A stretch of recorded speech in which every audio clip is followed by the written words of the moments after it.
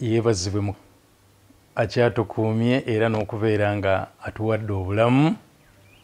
Tukyagenda mu maaso n'ekyokuyigako kyaffe ekikwata ku kutegeera ekyo Katonda kyakulinako oba okutegeera okuteesa kwa Katonda eri obulamu bwo. Tuzze nga tutambula olwaleero kati ngenda mu kitundu kya 15 mu musomo gwaffe guno.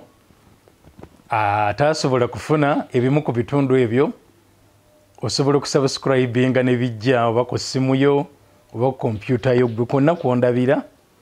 So nga ate era mbakubiriza nti bw'obeera nga omusomo guno olaba nga gukugasa osobola okuguweerezaako ne munno gw'oyagala okulaba nga naye agasibwa mu ngeri y'emu.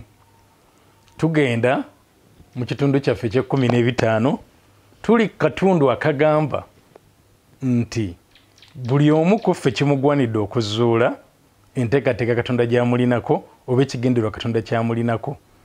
Ekyo kyalina okutuukiriza okusinziira ku Mukama nga bwe yamuteeseza mu bulamu buno. Naye twalaba nti eddaala erisooka oba siteepu esooka ey'okutegeera ekigendererwa kya Katonda eri obulamu bwo kyekyokumanya Katonda. Okumanya Katonda n'obeera ng'olina by'otegedde ku Katonda ly'eddaala erisooka. Okumanya Katonda kintu kikulu era Mukama ayagala tumumanye. Omulundi ogwayita nabagamba nti Mukama waffe Yesu Kristo mu Yokaana essula ye17 olunyiri lwa 3 agamba nti buno bwe bulamu obutaggwaawo, okutegeera gwe Katonda omu ow'amazima n'oyo gwe watuma Yesu Kristo. Nti obulamu obutaggwaawo buli mu kutegeera Katonda, ne tumumanya ne tumutegeera ne tutegeera Yesu Kristo gwe yatuma. Olwo bwe tumumanya tusobola okukola by'ayagala era ne tusobola okufuna obulamu obutaggwaawo. Olwaleero ngenda kutandika ate n'ebigambo bino byo nga Katonda waffe era ye yabyogera okuyita mu nnabbi Yeremiya, nga byogera ku kutegeera Katonda. Katonda yageraageranya ebintu bisatu, ate ebintu ebyo bisatu abasinga tubyenyumiririzaamu nnyo. Amagezi, oli bw'abeera mugezi yeenyumiririza mu kubeera omugezi. Ekyokubiri ge maanyi, omuntu bw'abeera n'amaanyi muwulira amawanga ga kirimaanyi gajojobya amalala gonna gonna. Muntu bw'abeera ow'amaanyi yeewulira nga wa kitalo. N'ekyokusatu bwe bugagga, muntu bw'abeera omugagga awulira nga yandyagadde asambirire buli mwavu yenna gy'ali. Tugamba abantu beenyumiriza olw'obugagga bwabwe, abantu ne beenyumiriza olw'amaanyi ge balina, abantu ne beenyumiririza olw'amagezi ge balina. Naye Katonda waffe atugamba nti ebyo byonna tetusaanye kubyenyumiririzaamu, nga kitegeeza nti eri Katonda tebikola makulu. Ekikola amakulu eri Mukama Katonda gwe kubanga omumanyi, nze naawe nga tumumanyi, kyekikola amakulu. Yeremiya essula ya 9 olunyiriri olwa23 n'olwa24. Yeremiya 9 23 n' 24. Olwa23 luga nti bw'ati bw'ayogera Mukama nti omugezigezi teyeenyumirizanga olw'amagezi ge, n'ow'amaanyi teyeenyumirizanga olw'amaanyi ge, so n'omugagga teyeenyumirizanga olw'obugagga bwe. By'ebintu bisatu ebituleetera ennyo okuwulira ng'omuntu ayagala yeenyumirize. Ndi mugezi, nina amaanyi, ndi mugagga. Ye ate senga kijja ng'ebisatu byonna obirina, ndowooza owulira ng'oli wa kitalo nnyo. Naye Katonda aga nti ebyo byonna omuntu tebyandimuleetedde kwenyumiriza, teyendenyumiriza ku lw'ebyo. Olwa24 naye eyeenyumiriza yeenyumiririze ng'olwa kino, ng'ategeera era ng'amanyi nze nga ndi Mukama, akola ebyekisa n'ebyensonga n'ebyobutuukirivu mu nsi, kubanga ebyo byensanyukira bw'ayogera Mukama.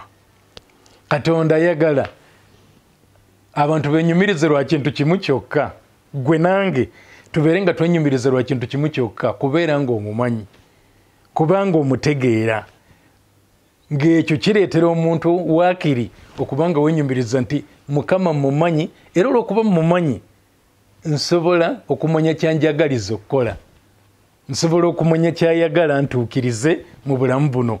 Ekyo kyokka omuntu kye yandibadde yenyumirizaamu okusinga ebirala byonna. Kyova olaba nga abo abamanyi Mukama, ng'era Bayibuli bw'egamba mu Danyeri nti abo abamanyi Mukama baliba b'amaanyi era balikola ebyobuzira. Abamanyi Katonda waabwe balibeera b'amaanyi era balikola ebyobuzira. Ekyo kyokka ekirina okuleetera omuntu okwenyumiriza okusinziira ku Katonda waffe.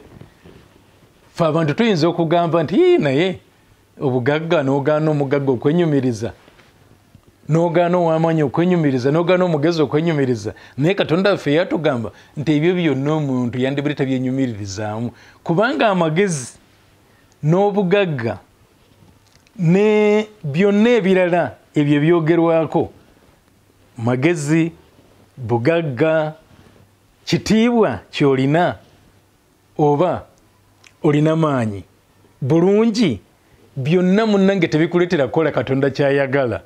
Ekikuleetera okukola Katonda kyayagala otuukirize kwe kumumanya. Kaakati okumanya Katonda kintu kikulu, ly'eddaala erisooka mu kutuukiriza ebyo Katonda bye yagala otuukirize. Peetero omu ku 12 eyabeera ne Mukama waffe n'atambula naye, era naye ayogera ebigambo ebifaananako bwe bityo ku kumanya Katonda. Ebbaluwa ya Peetero ey'okubiri, essuula esooka, olunyiri olw'okubiri n'olwokusatu. Ebbaluwa ya Peetero ey'okubiri, essuula esooka, olunyiri olw'okubiri n'olwokusatu. Olw'okubiri lugamba nti ekisa n'emirembe byeyongerenga gye muli mu kutegeerera ddala Katonda ne Yesu Kristo Mukama waffe. Ekisa n'emirembe byeyongere gye muli. Byeyongera bitya?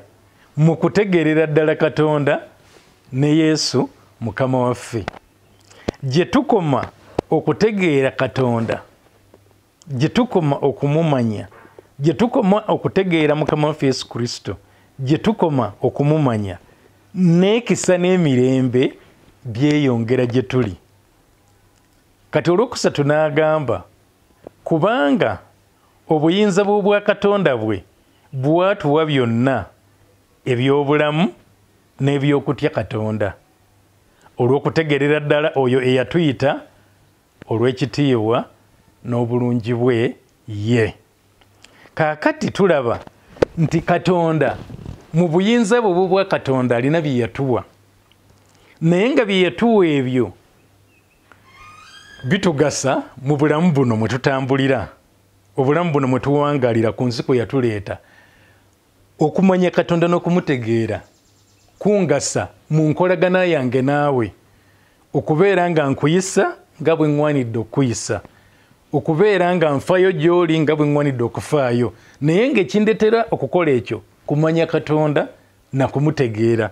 Gye nkoma okumanya Katonda, gye nkoma okubeera nga bannange nja kubayisa bulungi, nga nja kubakola bulungi, nga neeyisa bulungi eri abalala olw'okumanya kwange Katonda. Nti obuyinza bwe bwa Katonda bwatuwa byonna bye twetaaga mu bulamu buno n'ebyokutya Katonda. Gye nkoma okutegeerera ddala oyo eyatuyita, nga olunyiba lugenda nti olw'okutegeerera ddala oyo eyatuyita, gye nkoma okutegeera oyo eyatuyita, gye nja okukoma okubeera nga mmutya.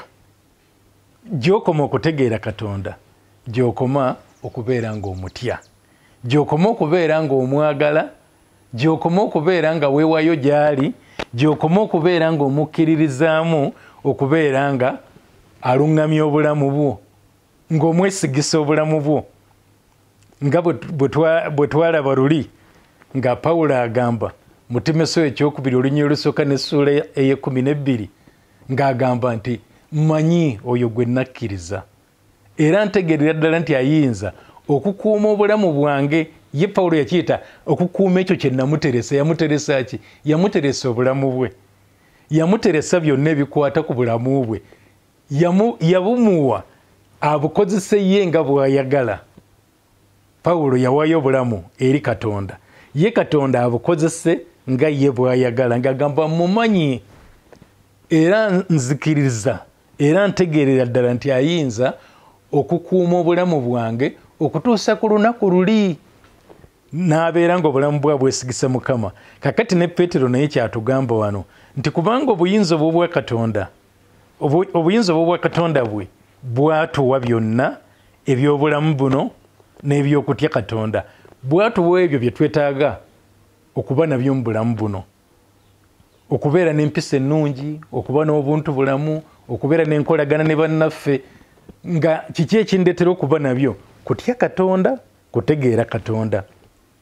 Gye nkoma okutegeera Katonda, gye nkoma n'okubeera omutuuze omulungi mu nsi mwendi, nga bannange mbayisa bulungi, nga bannange banjagala, nga bannange banneeyunira, kubanga ntegedde Katonda ne mmanya kyayagala. Agambye nti olwo kutegeerera ddala oyo yatuyita, naye nga yatuyita olw'ekitiibwa n'obulungi bwe. Olw'ekitiibwa kye, Katonda yatuyita lwa kitiibwa kye, era yatuleeta mu bulamu buno lwa kitiibwa kye. N'ekyokubiri lwa bulungi bwe, olw'ebyo bye yayagala tubeere nga tutuukiriza. Kati y'ensonga lwaki bwe mbeera wa kubituukiriza kiŋŋwanidde okubeera nga nina okumutegeera, nina okubeera nga mutegedde. Katonda ayagala tubeere nga tumutegeera. Njagala tweyongereyo ate tulabe era Pawulo ng'ayogera ku nsonga mu Bakolosaayo essuula 2, tuzigenda kusoma olunyiri olusooka okutuuka ku lwokusatu. Bakolosaayi essuula 2 okuviira ddala ku lunyiri olusooka. Pawulo agamba nti kubanga njagala mmwe okumanya okufuba bwe kuli kwe nnina okunene ku lwammwe n'abo ab'omu Lawudekiya ne bonna abatalabanga maaso gange mu mubiri.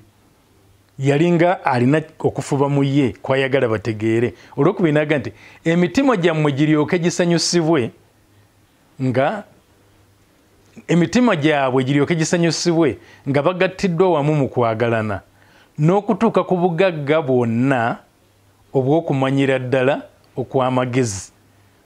Abuyise obugagga bwonna obw'okumanyira ddala okw'amagezi, bategeerenga ekyama kya Katonda ye Kristo Yesu. Bategeere nga ekyama kya Katonda ye Kristo Yesu, omuli lwe lwokusatu, omuli obugagga bwonna obw'amagezi n'obw'okutegeera nga bukwekeddwa. Mu Yesu mulimu ebintu ebyo bisatu. Mulimu obugagga bwonna, ekisooka obw'amagezi, ekyokubiri obw'okutegeera, obugagga obw'amagezi, obugagga obw'okutegeera nga bukwekeddwa mu Yesu. Ekitegeeza okusobola okubuzuula nina kubeera nga mutegeera, nina okubeera nga mumanya, kubanga obugagga obwo obw'okutegeera n'obw'amagezi bukwekeddwa mu ye. Eri Katonda waffe kyava tugamba mu Yeremiya nti tuleme kwenyumiriza lw'amagezi gaffe. Kye twetaaga okwenyumiririzamu kwe kumanya Katonda, kwe kumanya Mukama waffe Yesu Kristo. Mu kuyita mu kumumanya n'okumutegeera, obugagga bwonna obw'amagezi n'okutegeera bukwekeddwa omwo. Beera nga omumanya, beera nga omutegeera. Gy'okoma okumumanya, gy'okoma munnange okufuna amagezi, gy'okoma okufuna okutegeera. Gy'okoma okufuna amagezi, gy'okoma okufuna okutegeera. N'ebyo Katonda bye yakuteeseza okuba nga okola, oba kye tuyita okuteesa kwa Katonda gy'oli, gy'okoma okuba nga ojja kubimanya. Kati eddala erisooka lyeryo. Njagala tulabe ate musajja wa Katonda Dawudi bwe yali ng'ayogera ne mutabani we Sulemaani. Yamanya ye Dawudi yatambula ne Katonda ng'amutegeera era ng'amumanyi, n'abeerako bye yamuyigirako, naye n'amanya nti mutabani wange ono tabimanyi. Ate Katonda alina okuteesa kw'alina eri Sulemaani ono. kati okuteesa okwo Sulemaani tagenda kutuukiriza okuggyako ng'ategedde Katonda. Kaakati n'amukuutira ebigambo mu Byomirembe Byomirembe ekisooka essuula 28 olunyiriri lwa 9 n'abeera ng'amukuutira ebigambo bino ng'amugamba nti naawe Sulemaani mutabani wange tegeera Katonda wa kitaawo. Tegeera Katonda wa kitaawo. Tokoma kumumanya obumanyi nti Katonda wa kitaawo, naye mwetegerere nga ggwe obeeko ky'omumanyaako, obeeko ky'omanyi ku Katonda wa taatawo oyo. Naawe Sulemaani mutabani wange tegeera Katonda wa kitaawo. Omuweerezenga n'omutima ogutuukiridde n'emmeeme esanyuka. Senga onaategeera Mukama, senga onaamumanya n'obeerako ggwe by'omwemanyiddeko ebitali ebyo nti gundi amanyi Katonda. Omanyi n'okusingira ddala abaana baffe be tuzadde ne tuzaalira mu makanisa g'abalokole, emirundi egisinga babeera mu ddiini z'abazadde, obulokozi eba ddiini gye bali. Era abamu balwawo nnyo okwetegerera Mukama, n'abamu ne balemwa okumutegeera ng'ebintu abikuliddemu bukulizi n'abikusuwaza n'aba nga yamanyi nti abimanyi, naye byaba amanyi byebyo ekkanisa nga bwetambula, naye Katonda ye nga tamumanyi. Naye senga omwana naye ow'ekika ng'ekyo butuuka ekiseera ne yeetegerera Mukama, akyuka n'abeera wanjawulo nnyo mu ngeri gy'atambulamu ne Mukama Katonda we, akyuka n'abeera wanjawulo. Akati kyekyo Dawudi kyakuutira Sulemaani, amugambye naawe Sulemaani mutabani wange tegeera Katonda wa kitaawo. Omwetegerera abeere Katonda wo, obeere ng'olina ky'omumanyiiko. Tegeera Katonda wa kitaawo, omuweerezenga n'omutima ogutuukiridde n'emmeeme esanyuka. Kubanga bw'oba otegedde nti ye Katonda akwagaliza ebirungi, toyinza kubeera nga tokyenyumiririzaamu okubeera nga ye Katonda wo. Toyinza akebera emitima gyonna era ategeera okufumiitiriza kwonna bye tulowooza mu birowoozo byaffe, ye Mukama aba abimanyi. Bw'onoomunoonyanga anaalabikanga gy'oli. Bw'onoomunoonyanga anaalabikanga gy'oli. Ekigambo kino ekyokunoonya Mukama eriyo abaakyonoona nga balina engeri gye bakiyigirizaamu, naye wano wensoma mu Byomirembe, Dawudi yali tagamba mutabani we nti agende mu kisibo bakyannaku ameka mu kunoonya Mukama mu mbeera bwetyo, si kye yali ayogerako, naye yali agamba okuteekayo omutima gwe, okubeera nga Sulemaani ateekayo omutima gwe okumanya Mukama, okuyita mu kusoma ekigambo kye, okuyita mu kwewayo gy'ali, okuyita mu kusaba, asobole okubeerako by'amanyi ku Mukama, yamwemanyire ku lulwe, alyoka asobole okubeera ng'alabika gy'ali, nti gy'okoma okumunoonya. Njagala tukwataganya ebigambo bino mu Byomirembe atugamba nti bw'onoomunoonyanga anaalabikanga gy'oli. Eri mu bikolwa by'Abatume 17 agamba abantu banoonyenga Mukama basobole okumulaba, basobole okumumanya. Kaakati gye nkoma okwewaayo eri Mukama mu kigambo kye, mu kukuŋŋaana, mu kusaba, Mukama alabika gye ndi. Ntuuka n'embeerako bye mutegeddeko. Agambye nti bw'onoomunoonyanga anaalabikanga gy'oli, naye bw'onaamuvangako anaakugobanga emirembe gyonna. Bw'onaamuvangako anaakugobanga emirembe gyonna. Nandyagadde wakiri abantu bwe baba bangoba nti bwe ŋŋenda gye bali ne bangoba okusinga Katonda okungoba, naye bwe kiba nga Katonda yangoba mba ndi mu katyabaga kanene. Naye agambye nti bw'onoomunoonyanga anaalabikanga gy'oli, bw'onoomuvangako anaakugobanga. Nzijjukirayo omuvubuka omu nga mmaliriza, nzijjukirayo omuvubuka omu eyaŋŋamba bw'ati, naye nga kye yaŋŋamba kyandaga nti tamanyi Mukama. Yaŋŋamba nti nsobola okwesigisa Mukama ebintu byange byonna ebikwatagana n'obulamu bwange okuggyako ekintu kimu kyokka kye sisobola kwesigisa Mukama. Ne mugamba nti kiki ekyo ky'otasobola kumwesigisa? Tesisobola kumukkiriza kunnondera mukyala gwe mba mpasa. ti bwanondera omubi naye nga ye kyeyali ali bw'ogamba nti Mukama Katonda ajja kulondera omubi kibanga ekiga nti Katonda akulinako empalana, Katonda akulinako obukyayi. Kati oyo omulenzi oyo yalina ekifaananyi ekibi ku Mukama, yali tamumanyi nga byamumanyiiko si bituufu, nga mutwalanga nti Mukama mulabe we. Naye Katonda bwe tumutegeera nti ali ku ludda lwaffe, atwagaliza birungi, anoonya okutukola obulungi mu byonna byonna bye tuyitamu n'ebitutuukako, byonna Mukama Katonda abikola olw'okuleeta obulungi gye tuli. Tusobola okumwesiga, tusobola okukkiriza okubeera nga yaluŋŋamya obulamu bwaffe. Tunoonye okumumanya, bwe tunaamumanya anaalabika gye tuli. Era bw'anaalabika gye tuli, tujja kutegeera enteekateeka gy'atulinako. Kati nja kuddamu mbategeeza ekyokubiri mu siteepu zaffe ez'okuzuula Katonda ky'ayagala otuukirize mu bulamu buno. Mukama abeere nammwe era abakole bulungi.